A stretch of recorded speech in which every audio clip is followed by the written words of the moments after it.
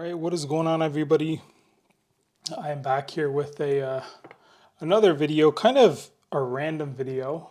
But as some of you might know, I'm a photographer, and I've recently got into film photography. And I went online and ended up picking up this Canon AE1 35 millimeter film camera here to shoot some film. It's a really beautiful camera. It's a well-known camera in the film community. Really good for like beginners, anyone who's trying to get into film photography. This is a great camera to start with. So I was excited to grab this. I grabbed it off of eBay. It's an absolutely beautiful camera. It's in beautiful condition, but one thing that that plagues this particular model of camera, and actually I think a lot of the Canon like AE series 35 millimeter film cameras, is they do this like shutter squeak. That can happen over time, or if a camera has been kind of sitting somewhere not being used as much. Essentially, what it is when the mirror is being moved back to the original position to fire another shot, it makes this kind of squealing, almost like they call it the Canon cough sound. And when I got this camera, it looks absolutely beautiful, like in really good condition and everything. But I was really actually sad to noticed that it was making this noise. And I did some research and I realized that this was not like a normal thing. And a lot of people online, they said that you can use the camera with this issue, or some people were saying that, you can use it as is, but then over time, eventually, the shutter can jam up and the camera will stop working. So I knew this was something I wanted to fix, and I went online and I asked a few people, a few repair shops rather, if they could fix this problem for me and how much it would cost.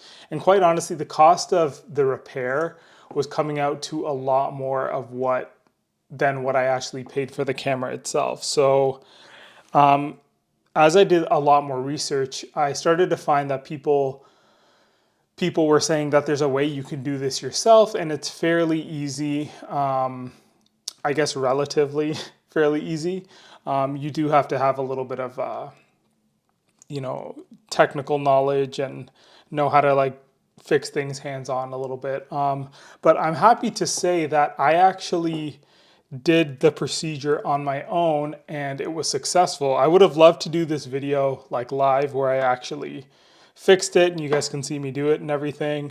But the camera right now, if I am to fire it, makes like a perfect, this is the shutter noise that it should be making.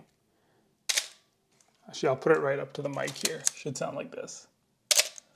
Right? So that's the sound we're looking for, and it was making a completely different sound. I'm sure if you Google it or look for it on YouTube, you'll see somebody who did the Canon cough, but or whose camera is doing the cough. But I was nervous, so I didn't like fix it on video or make a YouTube video fixing it.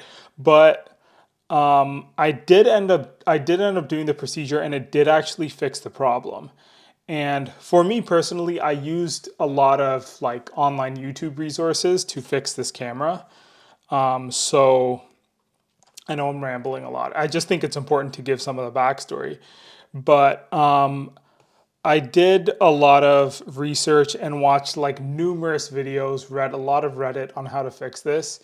And that is kind of how I prepared and figured out how to do this. So I figured I'll show you guys exactly what I did, because I've seen a lot of videos and it's explained, but sometimes I wish it was explained like in different ways, or if I could see how it was done from different angles type of thing. So I'm just going to try to make this as thorough of a video as I can on how to fix this problem. So I guess let's just go over what you will need. So you will need a screwdriver, something similar to this that you can unscrew the bottom plate with. You are going to need some kind of oil. I used sewing machine oil. That's what I read on about online. That works the best here in this case. So I use sewing machine oil. I just went online, social media, asked people if they had sewing machine oil sitting around because I didn't want to buy it for myself just to, you know, I'm just going to have it left over. Hopefully I won't have to do this again. So I went online, asked somebody if they had sewing machine oil. Somebody had some and I grabbed it. And then the last thing you're going to need are syringes with needles. So I grabbed these off of Amazon. They were about $6. Comes with a bunch of syringes, a bunch of needles. And the needle, you just want to make sure that it has a depth. Actually, I'll just pull these out of here. You want to make sure it has a depth of at least 34 millimeters. So these are not like medical syringes, FYI. I'm not like I have no context on any of this stuff. These are just for pretty much this kind of use, like industrial use. If you're putting lubricant or anything anywhere, or want to put like glue in certain like very fine areas, that's what you would use these for. So $6 on Amazon. They have markings if you want to measure how much of the oil you're putting in and whatnot. So to start, that's pretty much all you need. You need this, you need the screwdriver, and you do need your oil to draw up. So to get this started, you want to flip the camera on the bottom here, and you want to take these two screws out right here. There's one right here. So let me just make sure that's on camera. So there's a screw. Make sure you do not lose these. FYI, I'm just going to put it aside here. And then there's another one right here on the base of the camera beside this this panel here. So you want to pull that out. You get that. It's going to be a little, you just want to make sure they're fully unscrewed. Put it aside.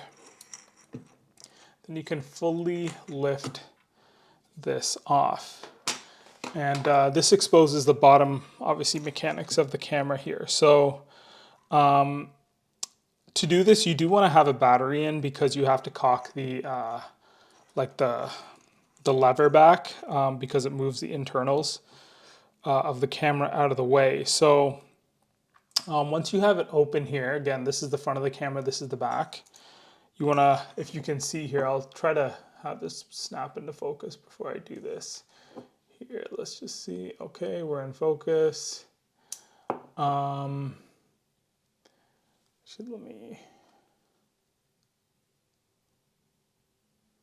it's right about here. So if you look right here, if you snap this back, this little part that was right here, it like moved aside a little bit. I don't know if you guys saw that. It like moved aside, and that's exactly where we're going to be sticking this the syringe. So what you want to do, and what I would suggest, is when I pulled this up, it has some markings on it. You can follow the markings if you want. I think these are milliliter markings right here. So I did 0.02 milliliters, which is like literally I filled it up and I pulled it back like just like that much. That was it. It was barely anything. And the reason for that is because when you're doing this procedure, if you put too much oil into here, you don't want to be just squirting oil everywhere in there. If you put too much oil in here, it can get into your viewfinder. It can get into the mirror box. Like you can have oil pretty much everywhere internally in the camera, and it can start seeping through everything. So the most important thing with doing this is you want to make sure that you use as little oil as possible, and you do want to do this very carefully. If you can, you don't want to damage anything. And the other thing is I think people may think like, oh, you know, I just want to squirt it in, make sure it gets in there. Just remember that, you know, you can do this and then test the camera, see if it works. If it doesn't, do it again, give it some time. Like you just have to be patient with this because you don't want to ruin the camera. at least in my case, I didn't want to ruin the camera either. So I'm just going to flip this around because this is just how I knew how to do it from my perspective. So what you want to do is you want to take the syringe and you want to put it essentially right in here. Actually, let me have this focus and then I will just, have it stay on focus right there. So what you want to do is you want to put it right in here around this area of the camera. And notice how I'm kind of tilting it back a little bit. I notice if you go straight down, it hits something, but you want to go a little back and right there. I'm just going to turn this sideways so you guys can see exactly like where it's sitting. It's like right in there.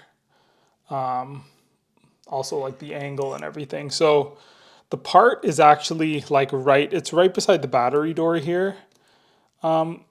Kind of, and everything I've seen, they say to go pretty much like straight down here, and you should be able to fit it in here. So what I did is I stuck it in here, and then I squirted the drop of oil in, and I just pulled this out very simply.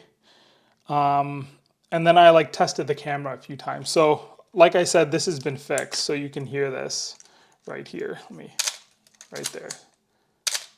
Sounds great, right?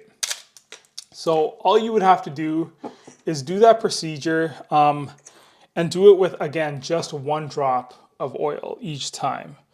And to do that, like I filled it up and I like dropped the oil back into the canister that I had, and I filled it up and dropped it back in just to make sure I had a really good idea of exactly what one drop of oil was. I didn't want to overdo it. And for anyone who's like watching this and thinking like they do it and it doesn't work, I did this about 4 times. I did it like one after the other. I dropped it in and then I fired the shutter. It still wasn't going. And then I did another drop, dropped it in. So I did about 3 to 4 drops. And so far, like everything is all good with the camera. There's no like leaking, no oil or anything came out anywhere.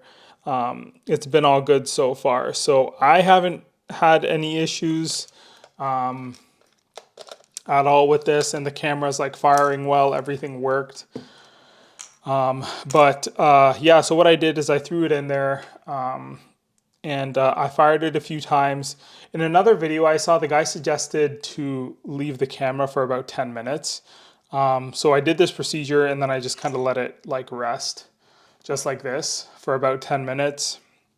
And then I picked up the camera, I moved it around a little bit, different angles, fired the shutter at different angles. And at first it wasn't fully going away, but then I fired the shutter I must have fired it 10 to 20 times. And by like the 10th time, it started sounding a little different. And by the 20th, it was like completely perfect. So yeah, that's how it worked for me.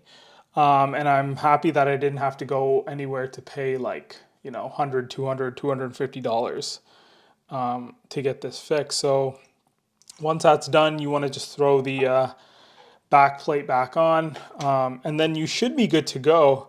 Again, I mean, I don't know, I'm no expert at this, but I think if it works for you, that's great. If you're finding it's not working for you and you've dropped like 3 to 4 drops of oil in there, I would suggest maybe just taking it to a repair shop or just living with the sound and hopefully seeing if the shutter doesn't lock up on you. From what I've been reading online, that's kind of an unsubstantiated anecdote that people say, that like, oh, the shutter will eventually stop working. I don't know how true that is or is not. But for me, the way I looked at it is, if the repair is going to cost me at least $200 and I paid, half that for the camera, it doesn't like make sense for me to take it into a repair shop. I would rather just roll the dice